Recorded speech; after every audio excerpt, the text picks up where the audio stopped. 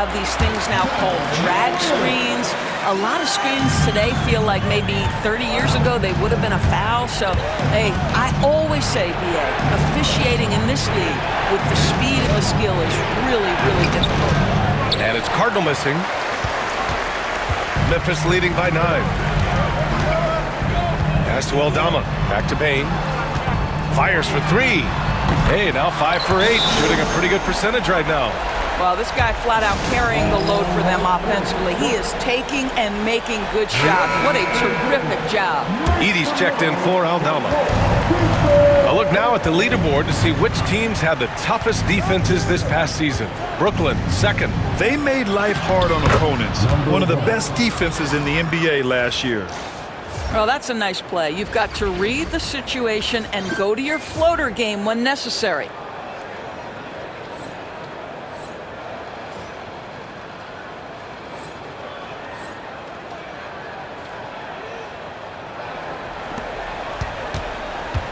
And here's Memphis now.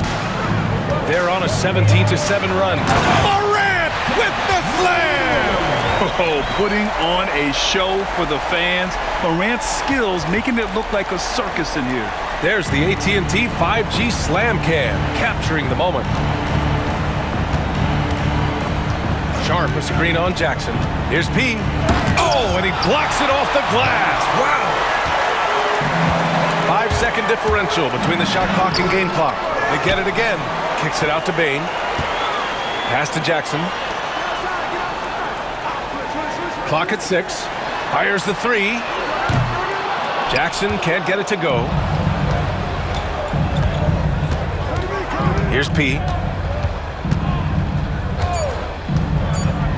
Here's Thomas. The open J off the mark. And so it's the Memphis Grizzlies now holding a 12-point lead at quarter's end. We hear teams talk about wanting to get the ball inside, but this is how you do it. Back after this.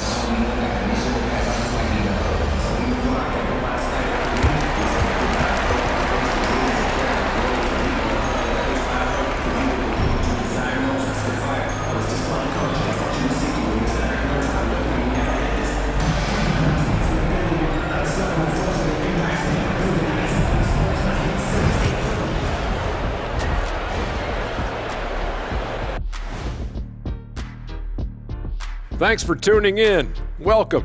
A clinic in execution so far, as it's been a dominant showing for the Memphis Grizzlies. They're getting good looks from range. That's been the key. But they also hit a bunch of contested threes, playing with great confidence. You could see the lead snowballing in the second half.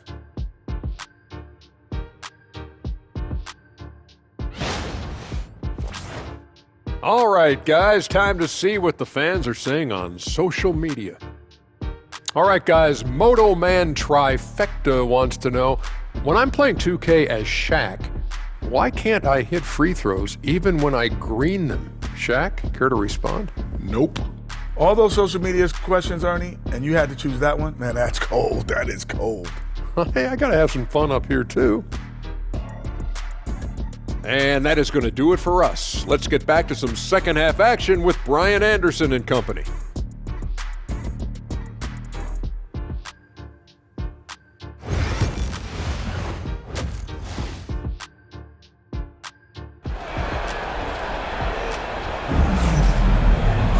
And there wasn't too much drama in the first half, but maybe things will tighten up here in the second. Boy, you gotta like what we're seeing from Desmond Bain. The numbers say it all. He spent the first half playing efficient ball. I think they've taken their time. They've showed incredible patience. It's a sign of a well-coached ball club. Manning the backcourt, we'll see Morant and Bain. Jackson out there with Jackson, and it's Edie in at the pivot spot, manning the middle. That's the 5 to begin the second half for Taylor Jenkins. They set a pick from 6 feet away, and off the front iron, and in it goes. P's gotten his third basket of the night. Grizzlies lead by 10. All right, let's check in with Allie LaForce. When asked about Desmond Bain, Coach Taylor Jenkins said he's grown into a leadership role. Guys look to him because he sets an example. Bain said experience is the best teacher. Being in this league for several years, you start to find your voice and your confidence in things you know and say. All right, Allie, thanks. Here's Thomas. Drops it in from 14 feet away. Thomas has got 10 points in the game. When Cam Thomas finds a look, folks, he is going to attack. Jackson outside. Back to Morant. Pass to Edey. Cardinal pulls it in. Nets trail by 10. Here's P. He has 6. Sharp, a screen on Morant. Here's P. Thomas outside. Lets the 3 fly. Knocks down the long J. Thomas has got 5 points now in the quarter. This is what Thomas has to do to be most effective. Make an impact from three-point territory. Outside Morant.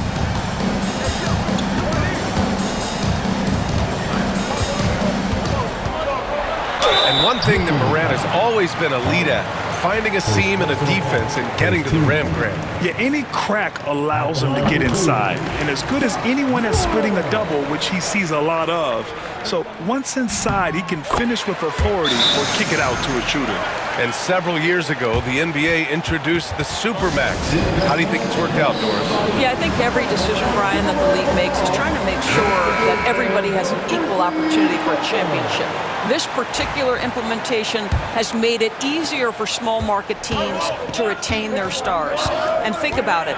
Even if someone signs it and then gets traded, at least those teams get an opportunity to get big draft capital. That's huge. They're not messing around. 5 of their last 6 buckets have come from the interior.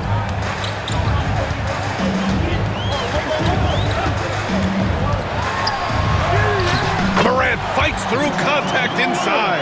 And tearing them to shreds tonight. You know, when a player as versatile as Morant starts going off, look out. Sharp, a screen on Jackson. P. And that one is stuffed right through. Ooh, bouncy. That should give him a nice lift. Good timing. They needed that one. Well, sometimes it's about taking it into your own hands. That kind of individual play could spark his group. Morant looking around.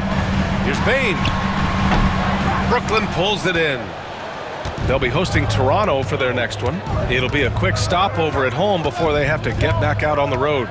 He takes it in. And P gets it to go. And it's now only a 5-point Memphis lead. We've seen that more than once today. An effortless basket inside. Pass to Morant. Jackson outside. Jackson the screen. And that's good. Jackson for 3. Jackson's got his 3rd bucket of the night. You got to appreciate the consistency. Night in and night out, he brings it. They set the pick. Here's P. Oh, a big finish with a one-handed jam. How good was that? Felt the taller defender on him, gave a little extra burst, and that's all it took. And so Jackson Jr. will bring it up for the Grizzlies. They held a 12-point lead earlier. We've gone about 3.5 minutes here into the 3rd. Look at Morant working the paint. Nice. Okay, it appears an injury out on the floor, and that does not look good. And man, this really doesn't look good.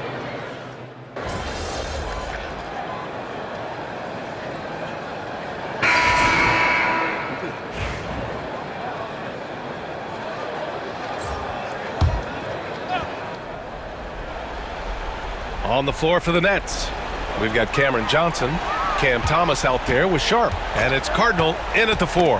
That's tipped. Oh, stolen by Morant. Here we go. Ja slices through. Cardinal pulls it in. Cardinal's got his 5th rebound in this one. Here's P. Charity stripe shot. The Grizzlies pull it in. Edey's got a rebound number 5 here tonight. Here's Wells. No good. A bit long that time. Nets trail by 4. Here's P. And we're about 3 minutes into the fourth now. To the paint. Thomas outside. Counted from distance. Thomas has got 21 points in the game. You expect he's going to find a way to pull through in the clutch. Jackson outside.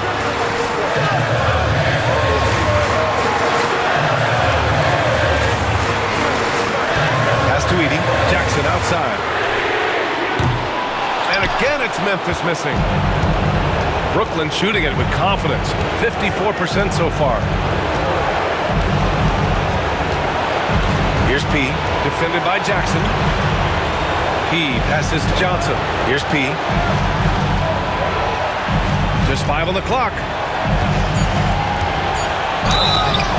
So it'll be 2 free throws. He was fouled in the act of shooting. And let's take a moment to get your take, guys, on the scoring so far for the Grizzlies. Their hot shooting from long distance has been the key. Spacing the floor and rising up with that confidence. Also, they've been living in the lane. They're getting the ball in close, and it's had a devastating impact all game long. The boundless athleticism Morant has is really special. And with this game coming down to the wire, they're quick to use their coach.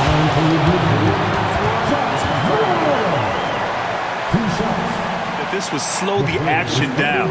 But with so many close calls in every game, the NBA was smart to adopt this challenge policy in 2019. You know, one thing this does for a coach is let his players know he's got their back. If they're adamant that the call was wrong, he'll back them up and make the refs take another look. And they've made their decision. The call will stand. And as much as it hurts to lose a challenge, I think Coach would challenge that call again if he could. He really disagreed with the foul, and he's still peeved. You know, he couldn't make all of them, and they'll have to settle for just a 1-point lead. And now Allie LaForce has an update for us on Desmond Bane. What do you have, Allie? I have a status report from Memphis' head athletic trainer. The bad news is that this injury is causing discomfort. Injuries are obviously never at a good time, but they seem even more frustrating this early in the season, guys. Okay, thanks for the update. Good to get that information. Now we know how things are coming along, Grant. That's true. It's the uncertainty factor with injuries that can be so hard to handle. There's no question, because even if you know what's wrong, individuals have different healing times. The time frames can be totally different for similar injuries. And we've got a timeout from Taylor Jenkins. And Coach didn't want to take any chances in this situation, which is why he called the TO. All right, let's get a report from Allie. Hey guys, I had a chance to find out what Taylor Jenkins was discussing with his players. He told the team he has complete faith in them, saying, we're right there, now we just got to make that push and really take hold of the game. We can do that. To me, it looked like his players are on the same page with him. Guys, back to you. And Allie, thanks. There's 38 seconds left in the game. And the stakes were high right there. What a bucket. I'll tell you, that changes things, doesn't it? Good job, young fella. What a game. And this is so critical. They now have to score every trip up the floor. I'll tell you, they better come up with some points on every possession from now on. Edie. Sharp grabs the miss. And they stop the clock as soon as they can with the intentional foul. Yeah, just a must-foul situation to stop the clock. He hits the first one, and that makes it a 3-point lead. So he gets them both, and it's a 4-point ball game. Yeah, the crucial part of those free throws is that it now makes it a 2-possession game. Timeout called. Memphis. They're behind by 4. From a coaching perspective, what are the keys to focus on here? And no doubt, they've got to get a quick bucket here. They need to score, and they need to do it quickly, but it is still possible here. It falls! And he's brought them within 2 points now. Can you say prime-time player Morant, he enjoys delivering for his team in these parts of the game? He gets the first, and that makes it a 3-point lead. So he goes 2 for 2 at the line, and it's a 4-point ball game. Here's Wells. And looking for a quick bucket here. You've got to run a play that's a quick strike. You've got to immediately foul after that. Jackson for 3. Cardinal pulls it in, and they're going to prolong the game with an intentional foul. Second personal foul. So the first one drops, and that puts him up 5. Taking 2 shots. And a tough break as his second attempt is no good at the line. fires away from way outside. Can't get it to fall. This one belongs to Brooklyn. The end of the game. This was a hard